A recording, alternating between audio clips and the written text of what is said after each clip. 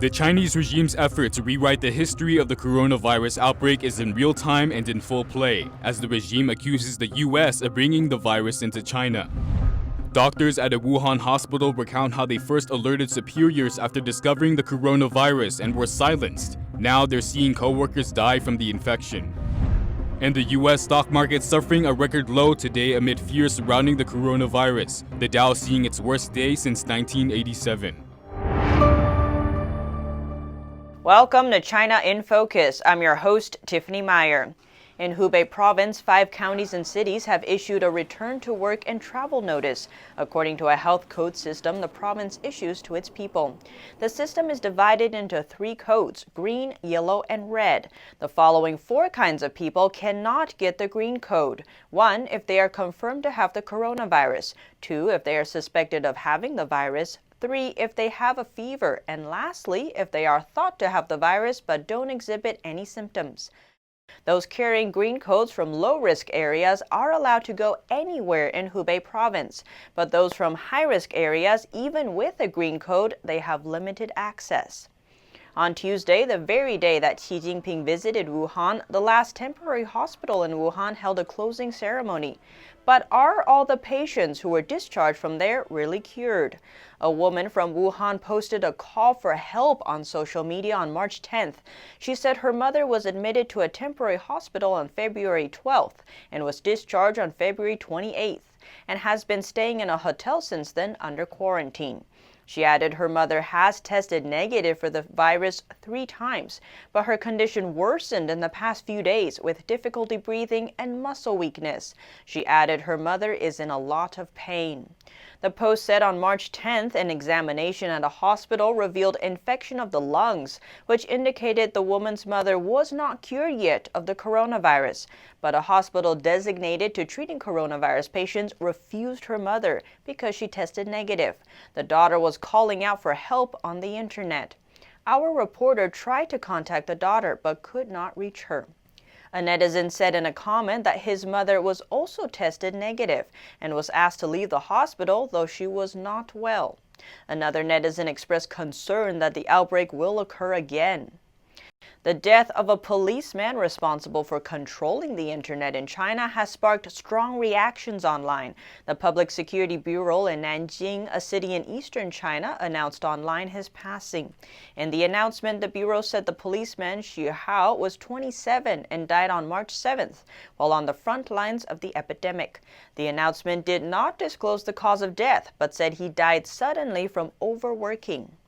Many netizens wanted to know how controlling the internet has anything to do with battling an epidemic on the front lines. Other netizens pointed out there was an issue with the date of his death, because by March 7th, there were no official cases for the past 18 days. Netizen questions, if there were no cases of the epidemic, why did this policeman die from overworking? And globally, one of Spain's deputy prime ministers is now under self-quarantine after his wife was confirmed to have the coronavirus. And the Spanish football league La Liga is suspending its competitions after one of the world's most valuable soccer teams, the Real Madrid club, announced its soccer and basketball teams will be quarantined. This after one of the players tested positive for the virus. And on the cruise line side, Carnival Corps' Princess Cruises said on Thursday it would suspend global operations of its 18 ships for 2 months due to the outbreak. It's the operator of 2 coronavirus-stricken ships. The cruise line added the suspension was out of an abundance of caution. For weeks, China's state media has been circulating a narrative that China is not responsible for the coronavirus outbreak and that the virus originated in the U.S. Today, the blame shifting is official. China's foreign ministry spokesperson tweeted this afternoon, accusing the U.S. military of bringing the virus to Wuhan. Zhao Lijian tweeted from his official account that it might be the U.S. Army who brought the epidemic to Wuhan. He asked the U.S. to, quote, be transparent, make public your data, saying U.S. owe us an explanation. The so-called proof he cited is a testimony from CDC Director Robert Redfield. Redfield said a few Americans who have died from influenza later tested positive for the coronavirus. But according to official records, the first coronavirus death in the U.S. was confirmed on February 28th. That's nearly 3 months after the major outbreak started in China. Nevertheless, in China, the media has rallied around the narrative that the U.S. is to blame. One article from the communist regime state media titled "America Finally Admitted It" suggests that some of the tens of thousands of people who died from seasonal flu in the U.S. last year actually died from the coronavirus. Another Chinese military portal, Xilu.com, recently published an article claiming that the virus is a U.S. bioweapon war against China, and that the U.S. chose Wuhan as a target because they are trying to shift the blame to Wuhan's P4 lab. This recent narrative is a drastic change from the Chinese authorities' prior statement that the virus originated in a seafood market in Wuhan. After the outbreak, our Chinese Center for Disease Control found the origin of the outbreak in a very rapid manner. The source is a place called Huanan Seafood Market. Commenting on the spokesperson's claim, China expert Gordon Chen tweeted that China's foreign ministry has, for all intents and purposes, accused the U.S. of committing an act of war. He continued, with Beijing accusing the U.S. of germ warfare, every American should leave China now. In the U.S., there are currently over 1,400 confirmed cases of the Wuhan coronavirus. 39 Americans have died. Penny Zhou, NTD News. This is a battle against the coronavirus. For the Chinese Communist Party, it's also a battle against the free world. That's according to an internal document obtained by NTD, the Chinese regime's propaganda guideline against the U.S. amid the outbreak of the coronavirus. Their target is the USA. Because of censorship inside China, we have not been able to independently verify the authenticity of this document. But so far, the methods described in the document accurately reflect the actions of the Chinese authorities. The first question asks, if there is no outbreak in the U.S., how should the Chinese regime respond? The answer says that efforts should be made to spread the idea that the coronavirus is a biological war waged by the U.S. against China. But the document says it is important to remember that only social media accounts with a wide reach are allowed to carry this out. The second question asks, if there is a large outbreak in the U.S., what should Beijing's response be? The answer says people should say the political system in the U.S. is not conducive to controlling epidemics. The document says people should affirm the superiority of China's system instead. The next question asks, if there is an outbreak in the U.S. but on a small scale, what will the response be? Once again, the answer says to claim that Americans do not have the financial ability to be tested, resulting in an insufficient number of diagnoses. And next, if the number of deaths in the U.S. is small, how to deal with it? Answer is to emphasize the mortality rate. And if the death rate in the U.S. also goes down, the answer is to say the U.S. government conceals data to count coronavirus deaths as influenza deaths. There are also questions pertaining to the two major political parties in the U.S. One asks what the response should be if the two parties become more divided over the outbreak. The answer is to claim that the American political system is dog-eat-dog and unable to concentrate on getting big things done. And if the two parties come together, there is also a response to say there's hypocrisy and deception in the two-party system in the U.S. And finally, the last question, if the number of final diagnoses, the number of deaths, and the death rate are all low in the U.S., how to respond? The answer is to focus on spreading that China has made great sacrifices to protect the world, which Chinese authorities have already started to implement. Wuhan Central Hospital was one of the first to discover the coronavirus, but the hospital censored its staff members. Now they're paying the price. NTD's Juliet Song reports. The Wuhan Central Hospital's medical staff now seriously infected. 4 doctors have died and another 4 are on the brink. Doctors recount being censored after alerting superiors. They then watch their co-workers die after being left in the dark. On December 16th, a patient was admitted with a high fever. Head of the emergency unit, Ai Fen, was then told this person had coronavirus. On December 29th, the hospital alerted the local CDC of 4 similar cases, but the CDC took no action. The next day, Ai Fen received a lab result which confirmed a SARS-like coronavirus. She sent a photo to co-workers and the photo soon spread through Wuhan's medical circles. Fellow coronavirus whistleblower Dr. Li Wenliang also shared the photo. That same night, Wuhan's health commission told doctors not to spread information about unknown pneumonia. Both doctors were reprimanded. Li later died after contracting the virus.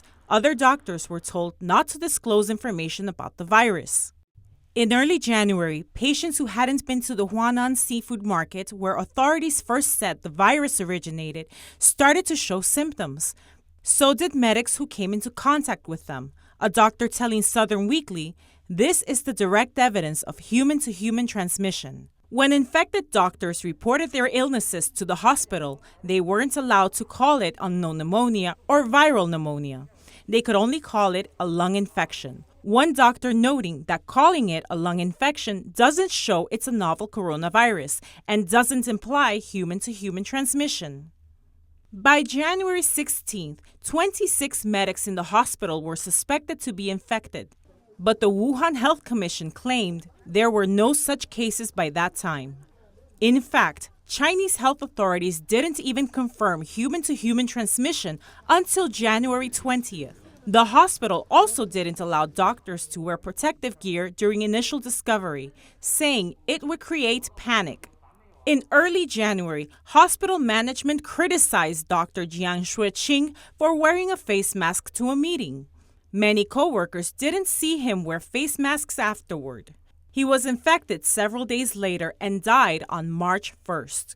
Juliet Song, NTD News, New York. The U.S. stock market suffers record falls on Thursday, ending the 11-year bull market as fears deepen about the economic impact of the coronavirus. The Dow sees its worst day since 1987. The two other major indexes also plunge into bear market. The Dow Jones Industrial Average plummets nearly 10%, the biggest one-day drop since 1987. S&P 500 dropping 9.5% and the Nasdaq losing 9.4%. This puts all three indices into bear market territory. Trading was halted in the early morning, the second time this week after the S&P fell 7%.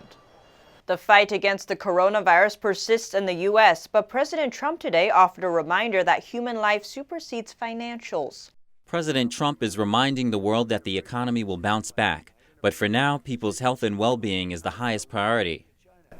I don't want people dying, and that's why I made these decisions. And whether it affects the stock market or not, very important, but it's not important compared to life and death. The president said that the goal is to lose as few people to the virus as possible. He added that the U.S. is in great shape compared to other countries. We have very strong emergency powers under the Stafford Act, and if I need to do something, I'll do it. Elsewhere on Capitol Hill, Congress is also doing its part to halt the virus. The House votes Thursday on a coronavirus response bill aimed at cushioning the pandemic's economic fallout, while in the Senate, Majority Leader Mitch McConnell is canceling the chamber's scheduled recess next week. Instead, it will stay in session to work on coronavirus legislation. The news comes as the U.S. Capitol building, House and Senate office facilities, the White House, and the Supreme Court temporarily close their doors to the public. All tours have been halted, but the buildings will remain open for official business. And on the entertainment front, all of New York City's Broadway performances have been suspended, an effort to help stop person-to-person transmission. Also in Manhattan, the world-famous Metropolitan Museum of Art is closing its doors. Likewise, Major League Sports are helping to cut down on crowds. The National Hockey League and the National Basketball Association have both suspended their seasons for now, while Major League Baseball is canceling the rest of spring training and pushing its season back. As the situation intensifies nationwide, some companies and universities are shuttering to help contain it. Both WeWork and CBS News are closing offices in New York City after employees from both of them tested positive. Likewise, remote instruction will remain for the rest of the semester as the university facilities will continue functioning. Columbia and Bernard encourage students to return home if they are able.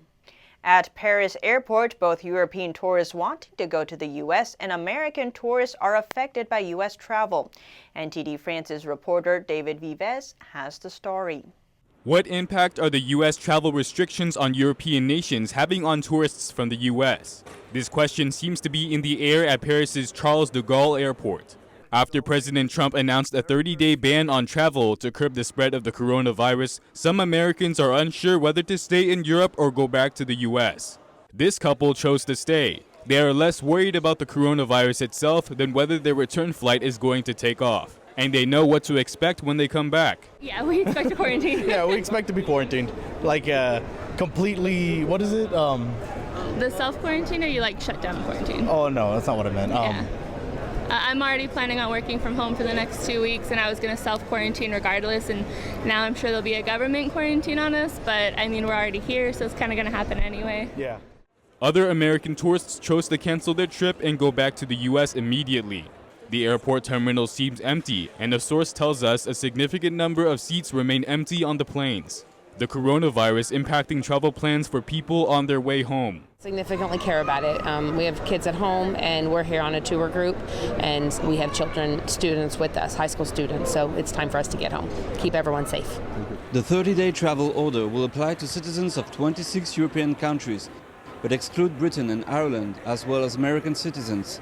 They take effect from midnight on Friday 13th. David Vives, NTD News. The first day of containment started in New Rochelle, New York yesterday, the epicenter of the coronavirus outbreak in the state.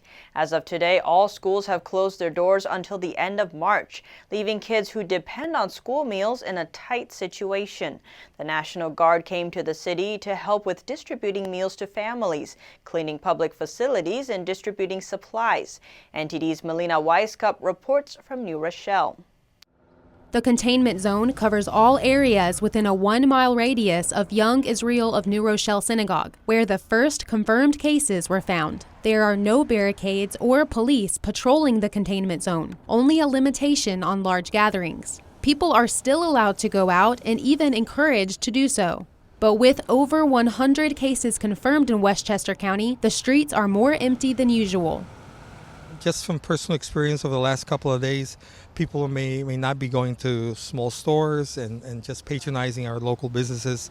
I think we need to encourage people to continue to do that because they're going to suffer. They depend on a lot of the local people to shop and eat at restaurants. Alongside the financial strain on small businesses, school closures put pressure on families who depend on school meals to help feed their children. I'm here in New Rochelle, which is the epicenter of the coronavirus outbreak here in New York State. Earlier this morning, the National Guard dropped off a shipment of food here to help feed the kids that rely on schools for meals during the period of time that the schools are closed. I really appreciate this food because we might not be able to get out as often, so I'm just really thankful. The Guard will not be policing the area or engaged in military activity, according to the city's website. They started their assistance by helping out at this nonprofit, unloading a truck of donated food and distributing the meals. And a quote came out and said, alone we can't do as much, but together we can really make an impact. And that's the concept, and that's the language that is really the focus of today's mission. With thousands of kids in the area that rely on free and reduced price lunch, the support from the National Guard and other community members is welcomed and appreciated. Reporting from New Rochelle, Melina Weiskup, NTD News. Actor Tom Hanks said today he and his wife tested positive for the coronavirus in Australia. Actor Tom Hanks says he and his wife Rita Wilson have the coronavirus. The actor said on social media that they have both tested positive for the virus in Australia. The 63-year-old actor says that he and Wilson are working on a film in the country and were tested after noticing symptoms.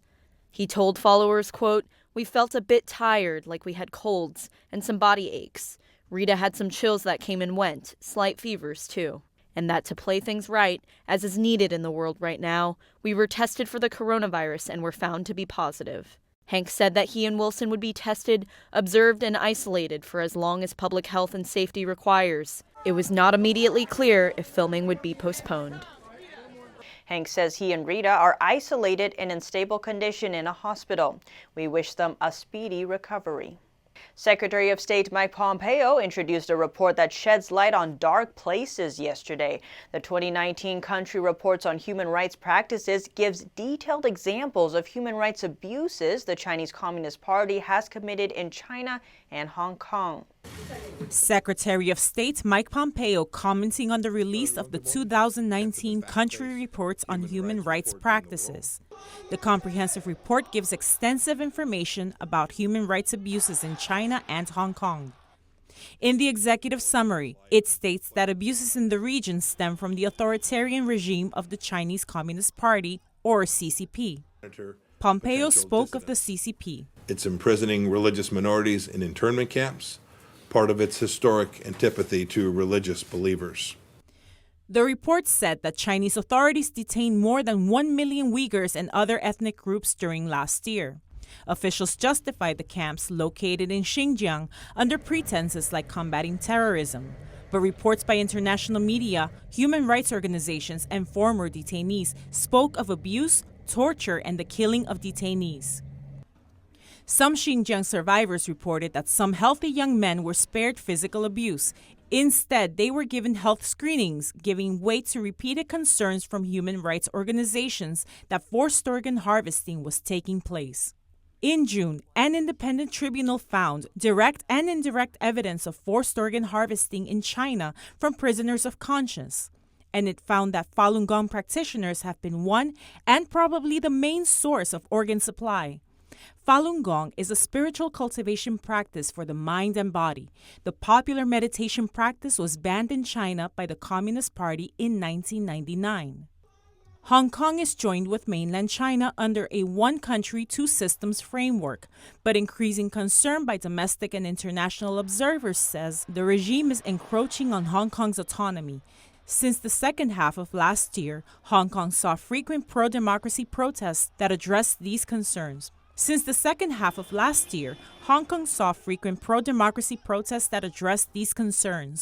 The report details that some protests had more than 1 million participants. It also sheds light on significant human rights issues, including police brutality against protesters. Pro-democracy groups and over 100 civil organizations have signed an open letter to Pompeo. It calls for sanctions to be brought against government officials directly responsible for police brutality during the protests. Here at China in Focus, we bring you first-hand information from inside China. Don't forget to subscribe for the latest updates.